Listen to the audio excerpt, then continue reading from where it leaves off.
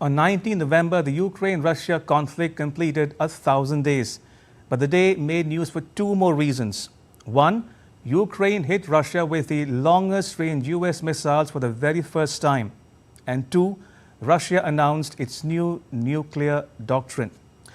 The updated doctrine establishes a framework for conditions under which the president of Russia could order a nuclear strike.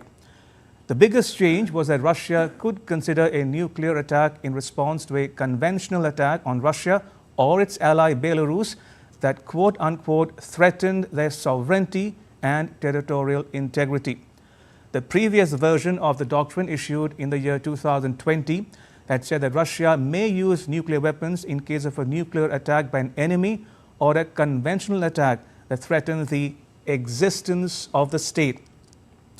So by replacing the words existence of the state with sovereignty and territorial integrity, Russia has effectively lowered the threshold for a nuclear strike in response to a broader range of conventional attacks.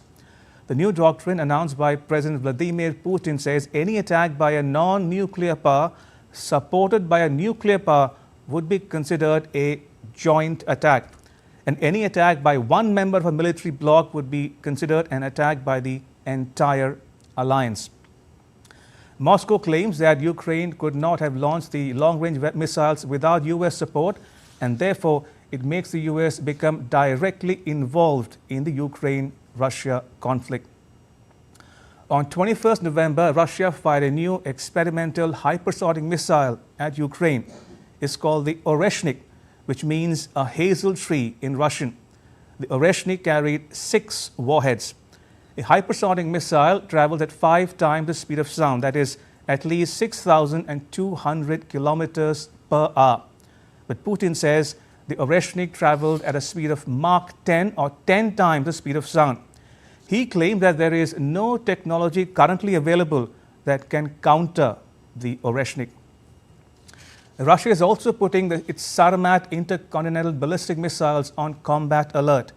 The Sarmat, dubbed Satan II by the media, is a key element of Russia's nuclear arsenal.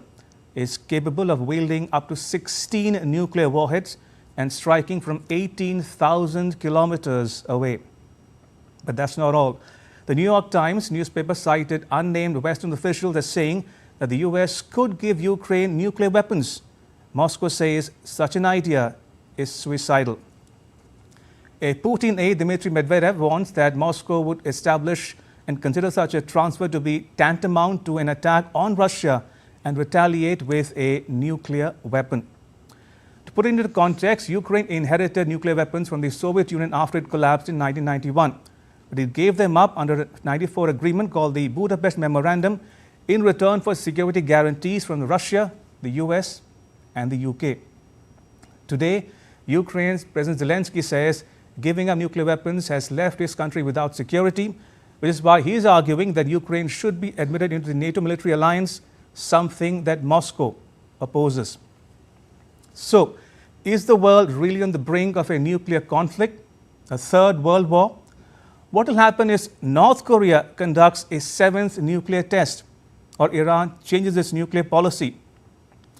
Iran's Foreign Minister Syed Abbas Araghchi says the nuclear debate in Iran is likely to shift towards the possession of its own nuclear weapons if the West goes ahead with a threat to reimpose all sanctions. Kamal Karazi, an advisor to Iran's Supreme Leader Ayatollah Ali Khamenei, says Iran has the capability to produce nuclear weapons, but it's up to Khamenei himself to decide whether to go nuclear or not. As for North Korea, a US diplomat says Pyongyang is only quote-unquote a political decision away from carrying out its 7th nuclear test. The diplomat, Alexandra Bell, says the US assesses that North Korea has prepared its Punggye-ri test site for the potential 7th explosive nuclear test. Next year, 2025, will mark the 80th anniversary of the US dropping nuclear bombs on Japan in August 1945 that killed nearly 300,000 people. Will the world take heed?